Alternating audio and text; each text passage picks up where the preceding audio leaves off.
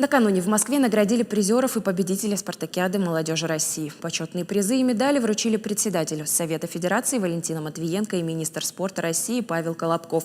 Спортсменов из Северной Осетии тоже отметили. Среди них оказалась чемпионка мира по боксу Арнелла Хетеева. Она рассказала о достигнутых результатах и целях, которые предстоит только достичь. Продолжит Николас Джоев. В финальном поединке эстонская спортсменка молниеносно одолевает соперницу из Франции Амину Зидани и становится чемпионкой мира по боксу среди студентов.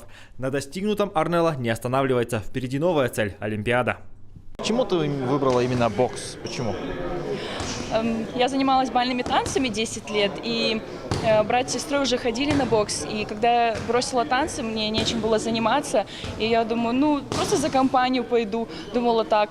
Пару раз схожу, но это так затянуло, что уже на 7 лет, и мне нравится это, нравится получать какие-то эмоции, и результат хочется приносить, радовать своих родителей, близких. Арнелла сейчас занимается в небольшом зале еще с 40 спортсменами. Ее младшие товарищи уже равняются на именитую спортсменку. Говорят, есть с кого брать пример.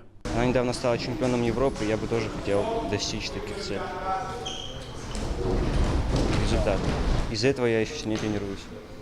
Тренер спортсменки Алан Елоев, довольно работой своей подопечной, рассказывает, каких усилий стоило достичь титула чемпионки мира и какими качествами для этого нужно обладать. Она дисциплинированная, трудолюбивая. У нее есть цель, она идет к этой цели. Такая, режим. У нее все есть для того, чтобы достичь таких больших высот. По словам тренера, женский спорт в Северной Осетии развит слабо. И одного желания, и упорства мало. Важно иметь и надежную поддержку, и условия для тренировок. Приезжаешь доходишь до полуфинала где-то, потом тебя засуживают, некому за тебя что-то сказать, пару слов И так, труд был очень тяжелый, честно. Тем более, когда она сейчас по-взрослым начала выступать среди женщин. А там уже бокс другой, уровень другой.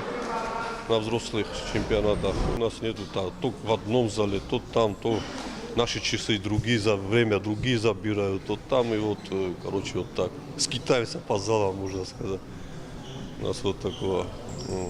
Арнелла Хетеева продолжает тренироваться и обещает порадовать земляков в скором времени новыми достижениями. Самое ценное для спортсменки – это поддержка соотечественников. Николас Джоев, Аслан Теби, Владислав Туаев. Новости Осетии.